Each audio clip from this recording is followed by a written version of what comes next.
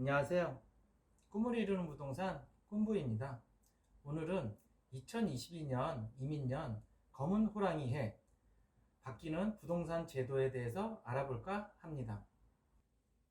2020년, 2021년은 정말 여러 가지로 코로나부터 시작해서 경제활동도 그렇고 많이 힘든 한 해였는데요.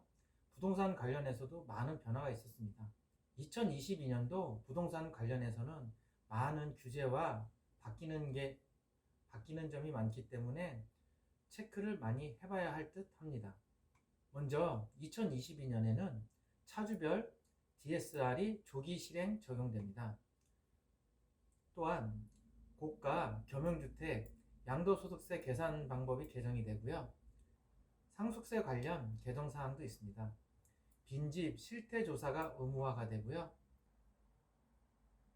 임대사업자 관리 강화가 세집니다. 먼저 차주별 DSR에 대해서 알아보겠습니다. 2022년은 대출 규제가 더욱 강화되는데요. 부합되는 조건에 따라서 1금융권 DSR은 40%, 2금융권 DSR은 50%로 변경이 된다고 합니다. 1단계는 2019년 12월 16일 날 시행되었는데요.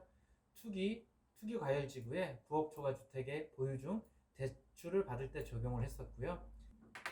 2단계는 2021년 7월 1일 날 시행됐었는데요. 조정지역 이상 6억 이상 주택 보유 시 대출을 받을 때 적용을 했었습니다. 올해 2022년 1월부터는 대출액 합계가 2억 원 이상에 적용되고요.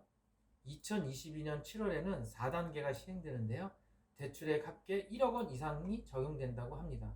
점점점 대출을 받기가 어려워지는 것이죠. 주택 관련해서는 그렇습니다. 이 대출 규제 강화에서 오피스텔도 포함이 되어 있는데요. 지금까지는 오피스텔을 근린생활시설로 보아서 주택에 관련된 대출을 포함시키지 않았었습니다. 근데 앞으로는 오피스텔도 차주별 DSR에 포함이 된다고 하니까 갭투자나 오피스텔, 빌라 관련해서도 앞으로는 대출 받기가 쉽지 않을 듯 합니다. 오피스텔 대출 합이 2억 원이 넘어가면 오피스텔도 차주별 DSR에 포함시킨다는 내용이고요. 2022년 1월 1일 이전 계약이나 이전에 분양받은 것은 제외한다고 합니다. 이 DSR이란 총 부채 원리금 상환 비율이라고 해서요. 모든 신용대출 원리금을 포함한 총 대출 상환액이 연간 나의 소득액에서 차지하는 비중이라고 합니다. 계산을 해보면요. DSR은 주택대출 원리금, 원금과 이자라는 뜻이죠. 원리금 상환액과 다른 대출, 기타 대출의 원리금과 상환액을 모두 합칩니다. 모두 합친 다음에 연간 소득으로 나누는 것이에요. 이 연간 소득으로 나누어서 나오는 비율이 DSR입니다. 2022년 3월에 우리나라로서는 가장 큰 대통령 선거가 있는데요. 이 주택 관련해서든 앞으로의 대출 부분에 있어서는 많이 어려워질 듯 합니다. 고가 겸용주택 양도세.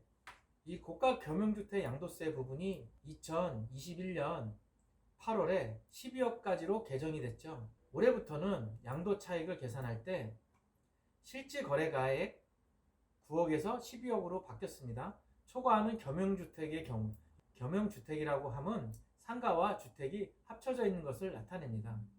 이 주택 부분과 주택의 부분을 분리하여 주택 부분은 주택으로만 보고 양도 차익을 계산하도록 개정되었으며 고가주택에 해당하지 않는 겸용주택은 개정 전과 동일함. 이 얘기는 이 위에 12억 원 이하, 이 동일하다는 것은요, 주택의 연면적이 주택의 부분 연면적보다 큰 경우 전부를 주택으로 본다는 것은 12억 원 이하는 지속적으로 이 조항이 포함된다는 뜻이고요.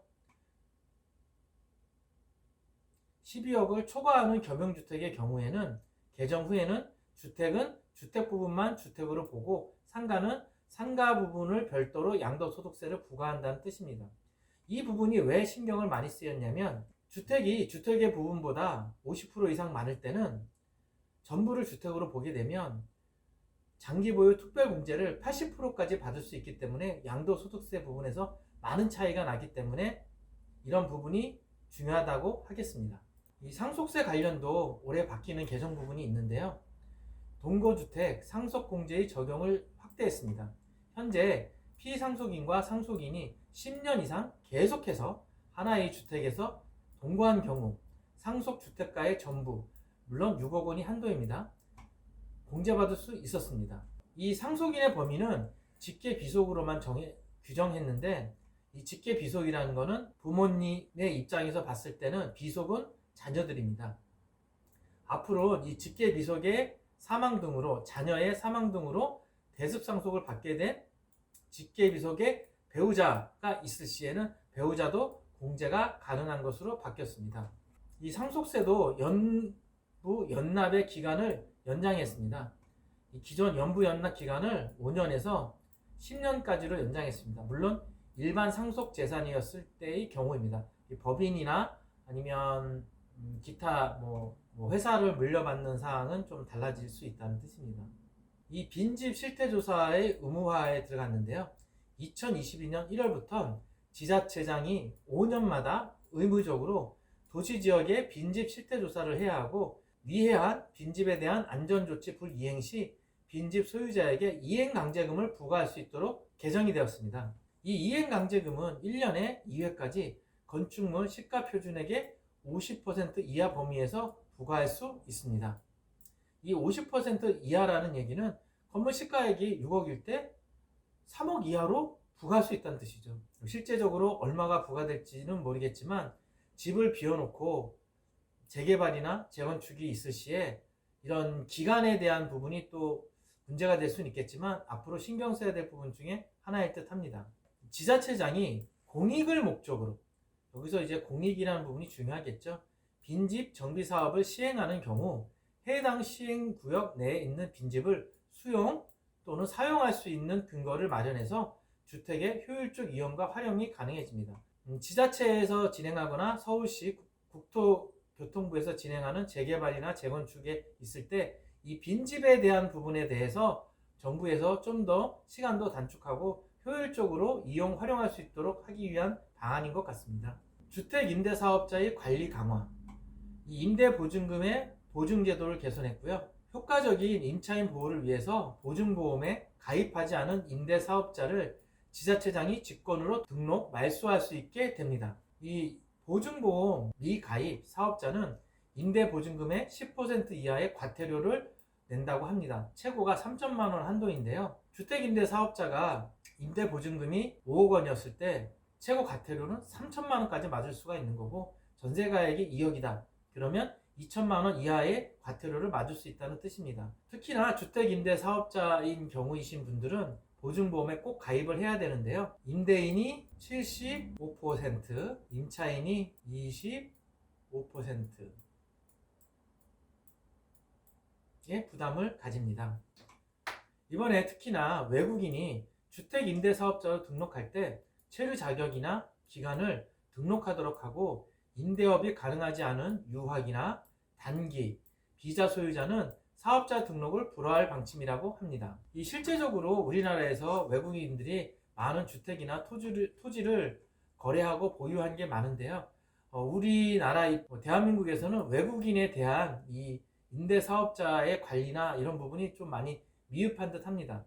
이 주택임대사업자로 등록하기 위해서는 앞으로 신청서, 외국인 등록사실 증명서를 제출하도록 하였습니다. 이 신청서에는 국적, 등록번호, 체류 자격기간 등을 포함하도록 하였습니다. 실제적으로 외국인이 우리나라에서 보유하고 있는 주택이나 토지 등을 관리하기 위해서이겠죠. 오늘 이렇게 간단하게 2022년 부동산 관련 바뀌는 제도나 규제에 대해서 얘기해 보았는데요.